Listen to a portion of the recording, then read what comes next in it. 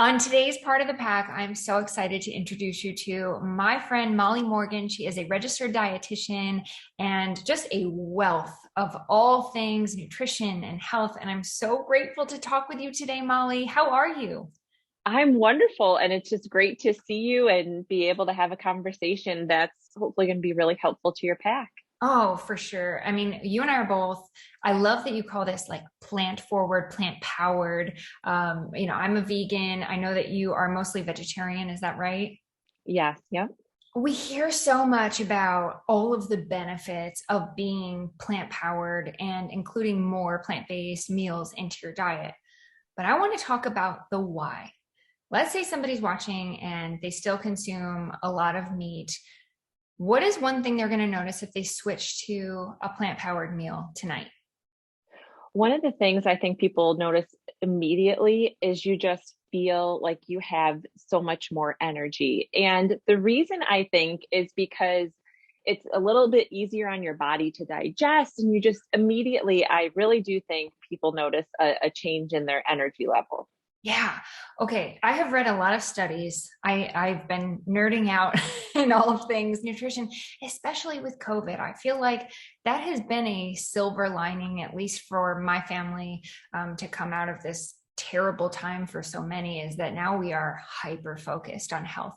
What can we do to bring more nutrition, more immunity into our diet, our life in general?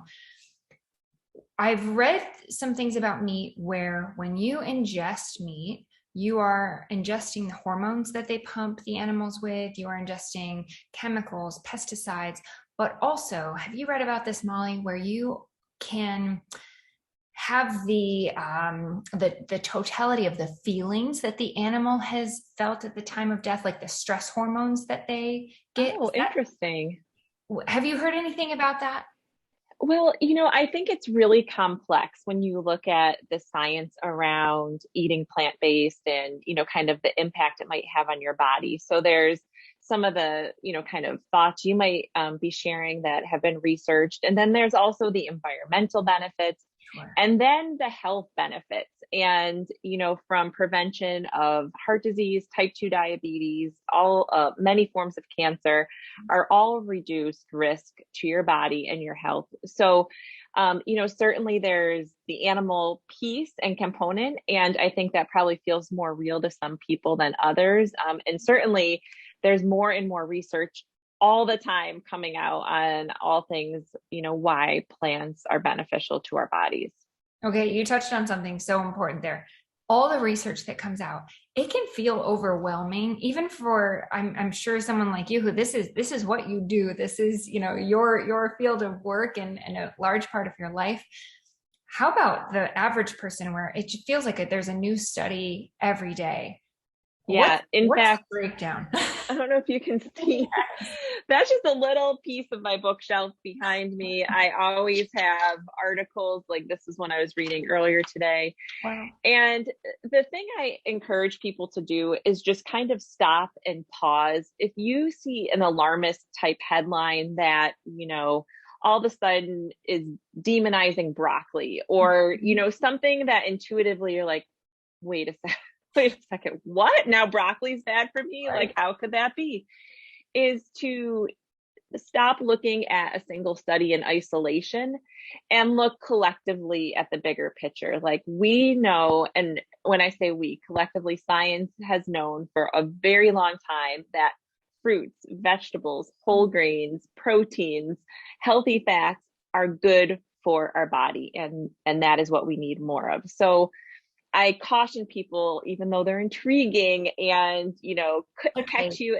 catch you in, is when you see those kind of really polarizing pieces, is, a piece of evidence to be considered, but we need to really focus on that bigger picture of what we do know.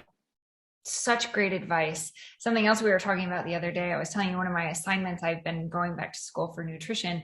And one of my assignments was to trace back a certain study that had been published and find out where it came from. And the study Mm-hmm. was, can excess calcium help you lose weight? And the study says, yes, as much calcium as you can consume, it's going to help you lose weight. Well, as it turns out, it was a study that was funded by a milk company, a dairy company, a cheese company, avocados, like all of these different corporations had formed together to have this study published by a third party, an independent researcher. Mhm.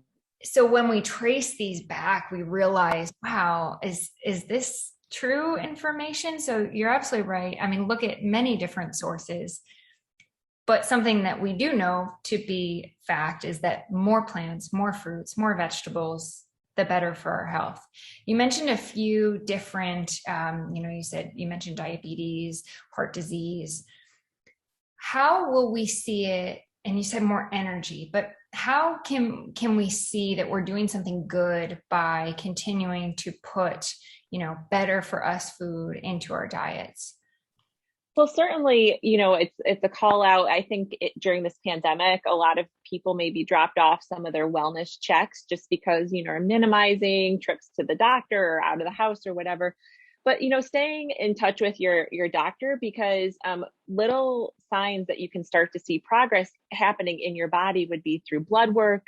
For example, you're going to notice a decrease in your bad cholesterol or LDL levels. You'll see those start to come down pretty dramatically when you're eating more plants, fruits, and vegetables. The other thing you'll also start to see is perhaps your weight starts to slowly nudge down, and you're like, wait a second, I'm not even trying to lose weight. But traditionally, people who are eating more plant-based foods and that kind of eating style do tend to weigh less. And so you're going to see all these just little nudges, and your doctor can help you monitor those in a very real way of what that means to your health and wellness, and help you keep an eye on that, because it's super rewarding when you start to see parameters fall into line that maybe were borderline high before, or something they were keeping an eye on. So that's a great way to go about keeping track of those little changes that are happening in your body. Oh, absolutely. Something that I started with John. So my husband is incredibly carnivorous and he grew up eating meat and thinks he needs to have that as part of his protein intake. I've been swapping out like the Beyond Meat options, the Impossible burgers. But I'm wondering, from your perspective, Molly, is that a good swap, or is that something that is so overly processed that it doesn't really equate to being more plant forward? It's just not meat. Yeah, those companies like Beyond and Impossible are doing a lot of really great research around the environmental benefits of their products. So I think one thing that's interesting, and you mentioned, research that's funded by different organizations, whether it's the avocado group or the dairy group or the beef group, or, et cetera, is, companies in these groups do have a role in helping fund research, because ultimately they're trying to determine the best way that these foods can help our health, help our well-being, and ultimately, there's this environmental piece with plant-based. So Beyond and Impossible have done a lot of research, and even those processed products are beneficial as far as environmental impact. So, for example, conserving water and preserving forests, reducing greenhouse gases, all those things hold true with those processed products. When it comes to the conversation of health, you're swapping out one source of saturated fat for another. So I think time will tell. But one just quick word of advice to everybody: if some is good, more is not better. So nobody ever said to have Impossible, and Impossible probably wouldn't want to hear me say this, but Impossible foods, breakfast, lunch, dinner, and every snack. So, really, if you're sprinkling it in 2 or 3 times a week in place of, other sources of animal protein, I think it's great. If it's the only way you're eating plant-based, then you need to kind of reevaluate. That is such good advice. If some is good, more is not necessarily better. I love that. So Yeah. the big movement of meatless Mondays, I would love to challenge our friends watching to try to swap out at least one meal a week.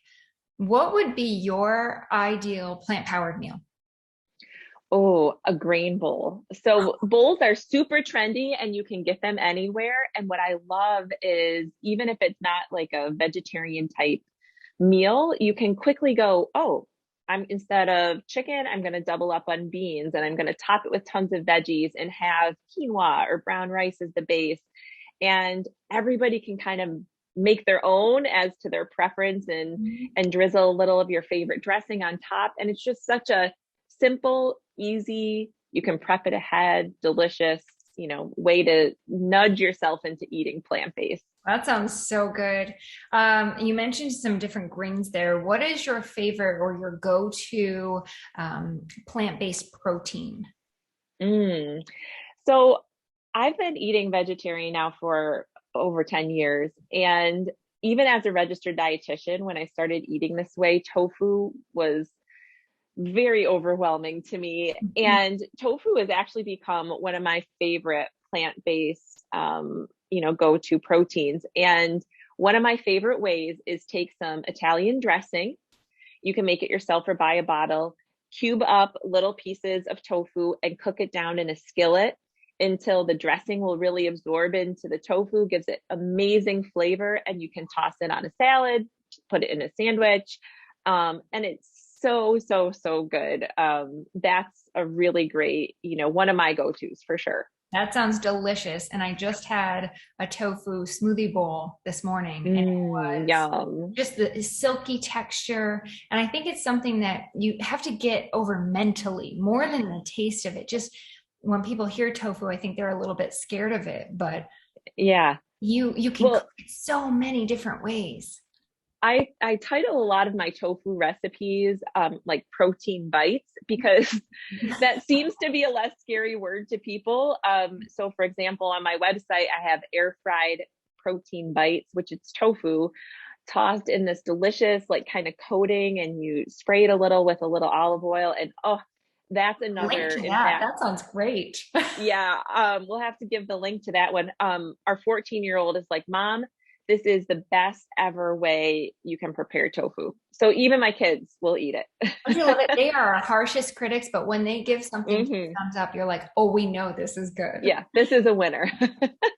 If you had to give advice, Molly, I know you've worked with so many different clients through the years, and now you're specialized in working with people in the sports industry, Olympians. Is that right? Yeah, I was sports dietitian for the Ottawa Senators, which is an NHL hockey team, if you're not a hockey fan, for 14 seasons, and worked with tons of elite level athletes. Yeah. So this is something that can be done. When people say that they need meat for their protein source or they need meat for their energy, for their workouts or their fitness goals, what would you say to them? And I'd challenge them to rethink that. And I've worked with a lot of athletes who have gone what I would call plant forward. So, they still have some sources of meat several times a week, but for the most part, their proteins coming in from vegetables, plant-based proteins, etc. Because even things like that you don't think of as a protein food, like a serving of oatmeal can have 6 grams of protein, and that's before you add anything to it. So we get protein from so many sources beyond just what we think of. In fact, just a funny little saying, when I started eating plant-based, my grandma was over and I didn't want to eat chicken that she was offering me. And she was very confused by why wasn't I eating chicken? I said, Gram, I just don't eat chicken anymore. She's like, well, what are you going to do at a chicken barbecue? I was like, Graham, there's so many, I can have the baked beans and I can have some coleslaw and potatoes. But You're anyhow, so what right. the point I'm trying to make is whether you're an elite athlete or, just a regular person like me, there's plenty of ways you can navigate Mhm. even those most traditional settings where you think, oh, I've got to have animal protein. In fact, on my website, I have a quick little article, 22 ways to eat more plant-based, just to give you some bite-sized ways to go, okay, well, I can't go all the way there, but I'll do this or that. Yes. Oh, that's wonderful. I can't wait to link to that. So anything that we've mentioned, you'll be able to find in the description below. But that is tremendous advice, Molly. Thank you so much. Is there anything you want to leave us with for a challenge this week or a nugget of wisdom if someone is considering going more plant-based? Yeah, I think the challenge, which we already mentioned, is try one meal a week and just get the ball rolling. I love the Meatless Monday campaign. It's a great day of the week to kind of start something new and try something new.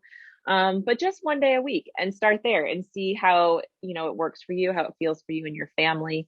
And I'd love to hear from people. So I know through your pack, people share a lot of comments and thoughts. I'd love to hear your questions, and maybe we could answer those in, a future talk together. Yes. And Molly, next time you mentioned your children, I have a little boy myself. That has been such a big thing in our house where I'm trying to get him to eat more healthfully. He's a little vegetarian, but that doesn't always mean that he, eats all fruits and vegetables. That's for sure. So I can't wait to talk to you next time about how to weave in more healthy choices for our kids, because you are an expert in that for sure. Yes, our boys are 12 and 14 now, so I have, a few years of experience under my belt that way. But thank you so much for having me. It's lovely to talk to you. I hope your pack finds some of this information helpful, and I can't wait to hear what questions come up and follow up. Same. Thank you so much, Molly.